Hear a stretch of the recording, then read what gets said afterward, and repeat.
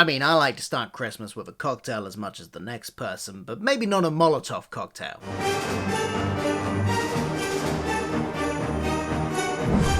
Hello, I'm Phil. Welcome to my channel where I like to talk about all the geeky pop culture that I like and consume, including things like Doctor Who, Red Dwarf, Star Trek, and of course the MCU, which is what we're talking about today because we have a brand new MCU Disney Plus series that has launched, Hawkeye. I apologise, I'm a couple of days late for this, but my filming schedule has been packed and I just have not had time to film this until now. I will try and do weekly reviews of Hawkeye.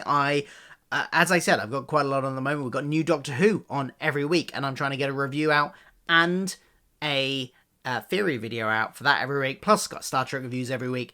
It's a packed schedule at the moment. I'm going to try not to fall behind. If I can keep up with Hawkeye, I will. But I'm definitely doing this first 2 episodes that came out this week. So what did I think of it? It's got a great Christmas spirit, hasn't it? There will be spoilers, by the way, so if you haven't seen it, go away, watch, come back, and then watch this review, please. I love the Christmas theme of this movie. They're just like the movie, TV show, just the Christmas feel of it. The songs, the snow, the Christmas trees. It's great. I love it. I think this is what we need in the MCU. A nice Christmas movie. Very Die Hard feel to it, with the action, the family struggles, different family struggles to Die Hard, but there are family struggles, you know, trying to get home to your family for Christmas, that kind of feel to it. It's got a kind of Christmassy Die Hard feel, and I like it. Now, as soon as the date 2012 came up on screen, I knew 2 things. One, we were going to be in, obviously, because we'd already established by that point with one shot that we were in New York, was going to be the Battle of New York. The Chitauri invasion would play a part in this opening scene. Then as soon as we saw the dad and the daughter and dad, Kate and her dad, have a sort of heart-to-heart scene, immediately knew the dad was going to die.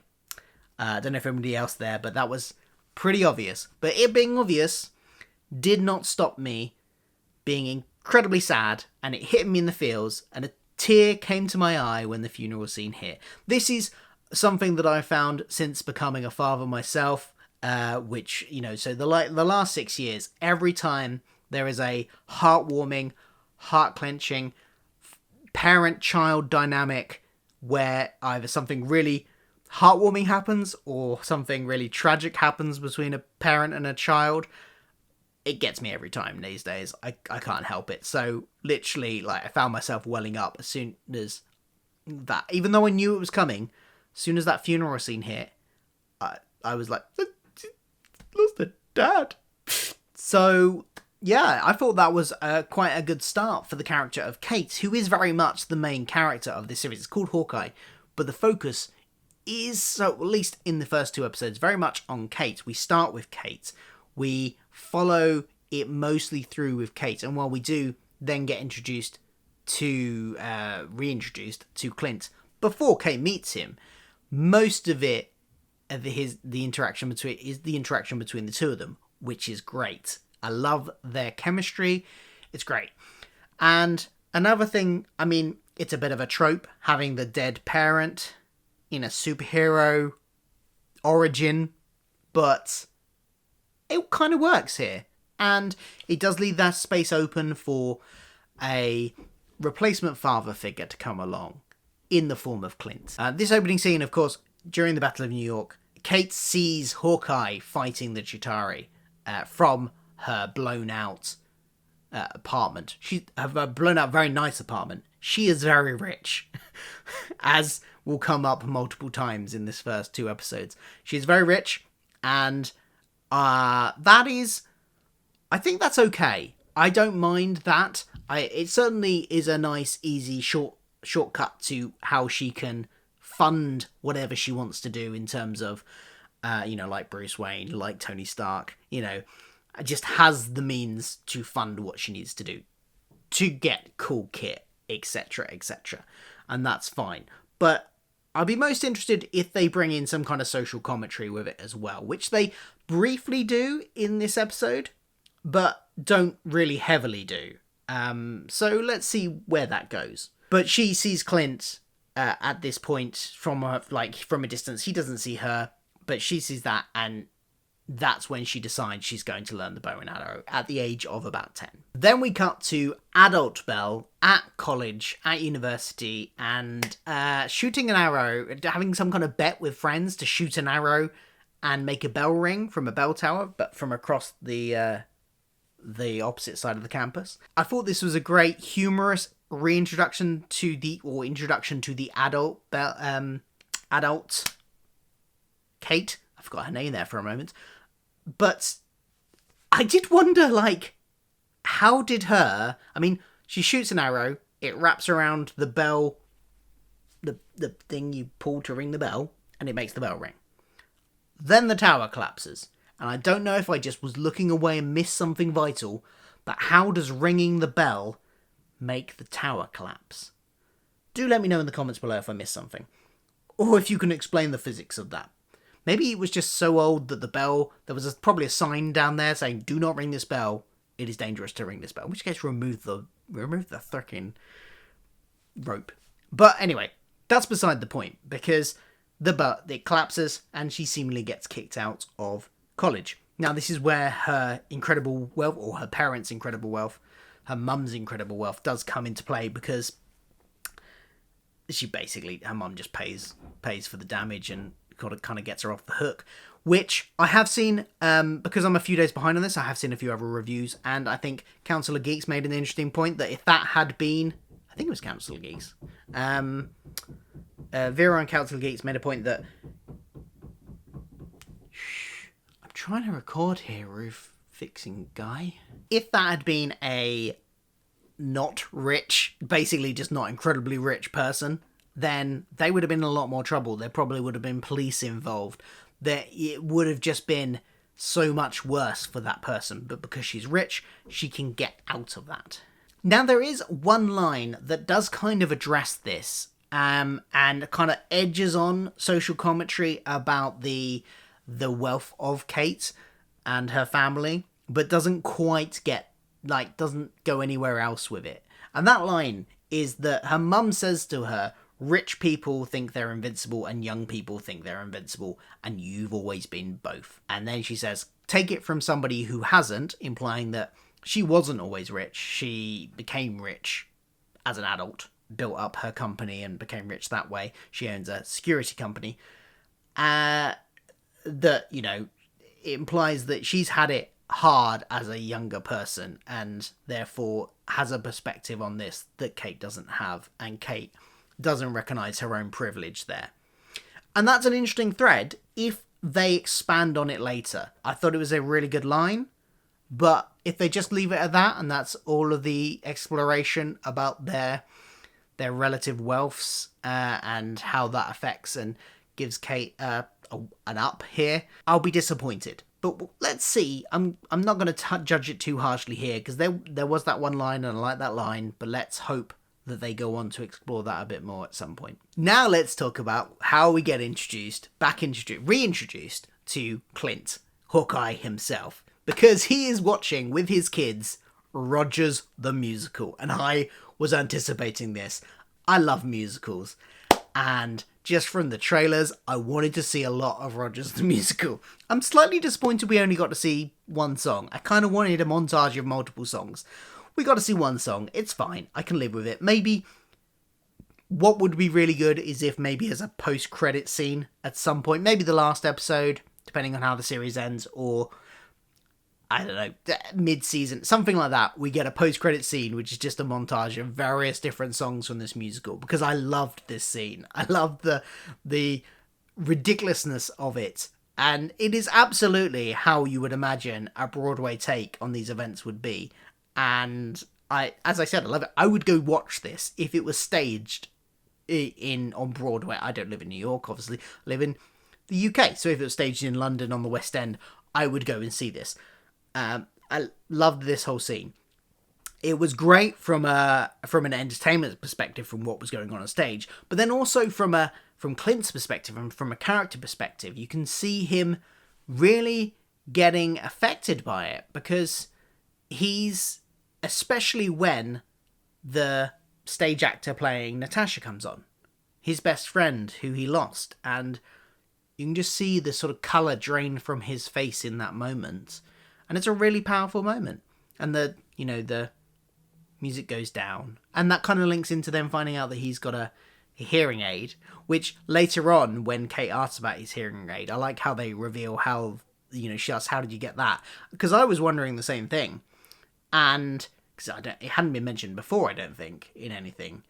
And how he got that, we then get a little montage of various different explosions that he's been next to, things crashing through windows. Basically, how he got that was being an Avenger and being so close to so many loud bangs.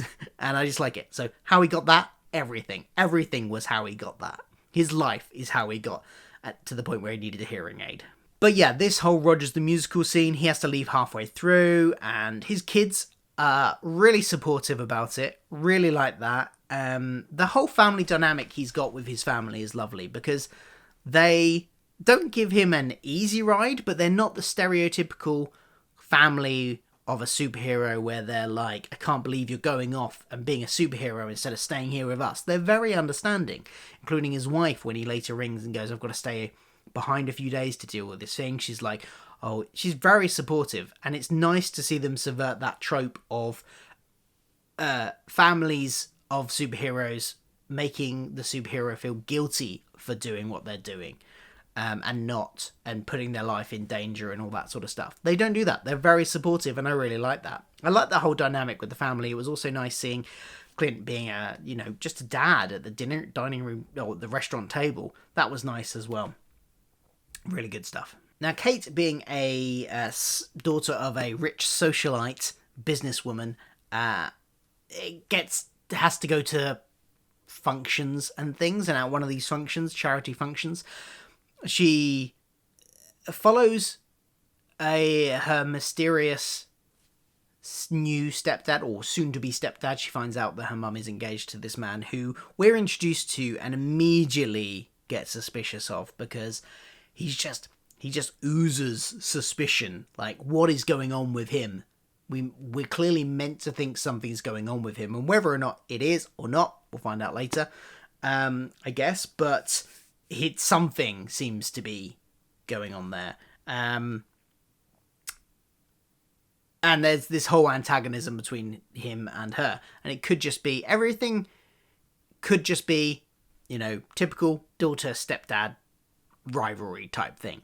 But she's clearly very suspicious of him, and anyway, she ends up in this black market auction where Hawkeye's Ronin outfit, which in Endgame, he donned a secret identity as Ronin to go basically kill the underground of New York and all the gangs, is up for auction, including his sword and his outfit.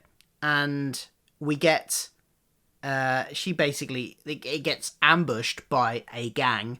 Not sure if it's the tracksuit gang from later or a different gang, but it gets ambushed by a gang, and Kate is, having followed people down there to see what was going on, caught up in that, grabs the costume that is now strewn on the floor and puts it on and fights the bad guys. She's clearly not just been training in bow and arrow training, she's been training in just basically being kick-ass all around, apparently. And leaving there, she rescues a dog from the streets from getting run over and takes it back to her place, but that gets caught on film, which is where Clint sees it. He sees that someone in his old outfit is doing something, and so he's going to go look for who this is. And him catching up with her and basically saving her from a load of from the tracksuit mafia is basically how how they meet. And that's how episode 1 ends.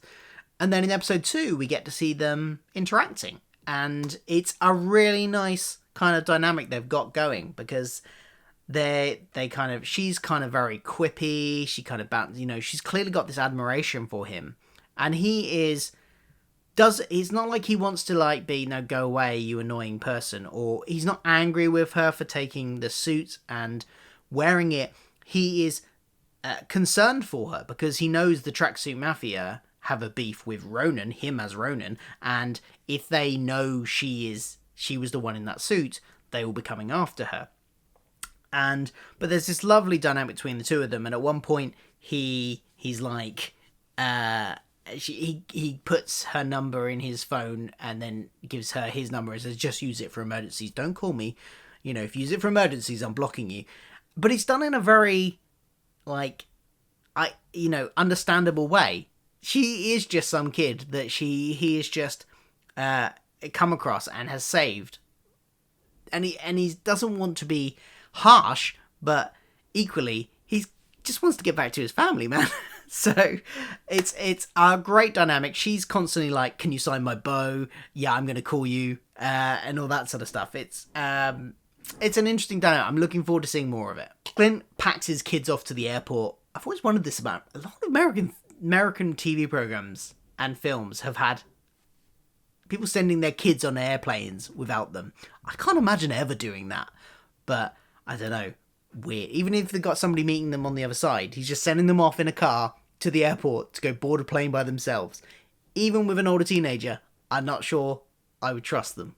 But that's just me, maybe. I don't know. Is that a common thing in America? But he does promise to get back in time for Christmas, which is, of course, fateful words in a show, in anything, in any media. If you're going to promise to do something.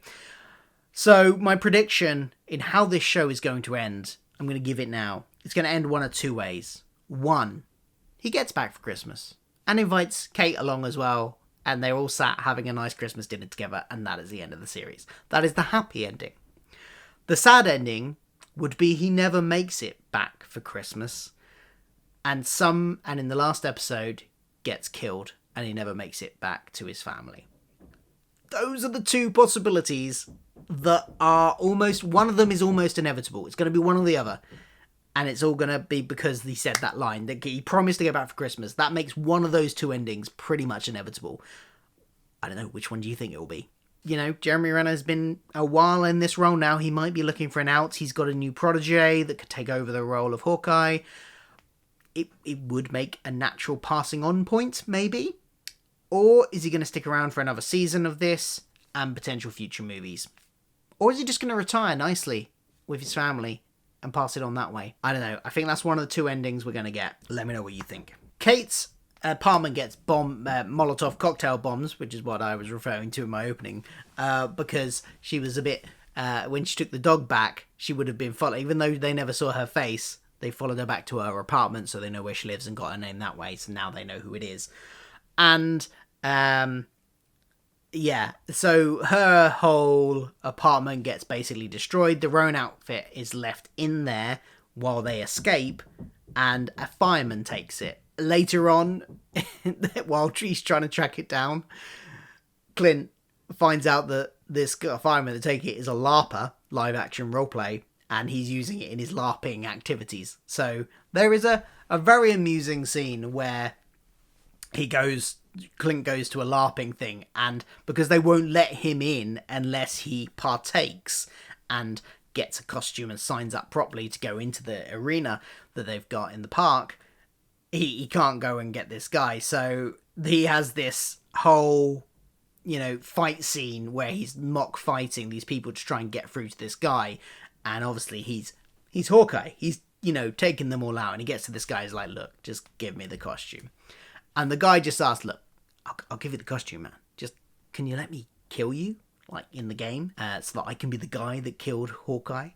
And eventually he says yes, so they have this duel. It's a funny scene. And it was, at the end of it, the guy's like, this was the best day of my life. And Clint's like, yeah, I had fun, it was fun. And... it's nice to see him lighten up a bit in this show as well. That's another thing I'm liking about this so far. He's the kind of serious spy guy with a bow and arrow in the Avengers and a lot of the movies, and the Family Man. And he keeps the low-key guy. And that's kind of an element in this. Like, there's lots of merchandise about all the other Avengers that he comes across. He sees people dressed up as him. And it's not that people don't know who he is or anything. People come up to him in the street, but he's not marketable in that way. And Kate points that out at one point. She says, you're not, you don't have a good brand to market That's why there's no like costumes of you on sale. There's not people dressed up as you. People know you. People like come up to you and say, "Oh, thanks, man. You're an inspiration. Thanks for saving us," and all that. And we get that scattered throughout, which is nice. But he doesn't have that kind of like. There's no toys of him on the aisles and things like that. So she's mentioning about his brand and how he could improve that, and that might be something we see going throughout this as well, that maybe he starts to loosen up a little bit, and maybe he takes on builds up a bit of a more of a brand throughout the thing. Was there anything else I wanted to talk about? The ending was we get introduced to, I think it's Echo, who is getting her own spin-off series apparently already, who is seemingly the leader of the Tracksuit Mafia. So, I mean, she's there's not really much to say, because Clint gets deliberately captured, and then Kate kind of bundles his plan, because he wants to get led to the leader of the Tracksuit Mafia so he can try and smooth out this whole situation. But she kind of tries to rescue him, and not knowing that he got captured deliberately, and messes it all up, and it ends with them both captured. I did think in the background that I saw someone lurking or sitting down in the background that you couldn't quite make out their face, but their hair and their looked very similar to her new stepdad. So maybe he is a bad guy. I didn't mention the stepdad's uncle, or the future stepdad's uncle, who got murdered after having an argument with her mum, Kate's mum. So there's a mystery there about who killed him. Is it his nephew? Is it someone else? I saw somebody, which review was it? I can't remember. The reviews I've watched have blurred into my head. I don't usually watch reviews before recording my own, but because I'm a bit late to this, I've seen a few. There are one. It was either Jesse Gender or Vera on Council of Geeks that said that they think that maybe actually it's the mum that's the bad guy, and we're being led down a red herring with the other guy. So yeah, that's a possibility. So yeah, there's some interesting threads. I'm looking forward to it. I'm liking the whole Christmas theme to it. I am really enjoying that. I like the credits, the opening credits and the closing credits, which are done in the style of the comic book run that this is quite heavily based off of. I've not read that run, so I've never read any comics with Kate Bishop in, so I have no context there of how she is in the comics compared to this. But I'm enjoying it so far. It's a nice, light-hearted one. It doesn't feel like it's going to have massive impact on the world of the MCU, and I think a show like that, especially one set at Christmas, is quite nice.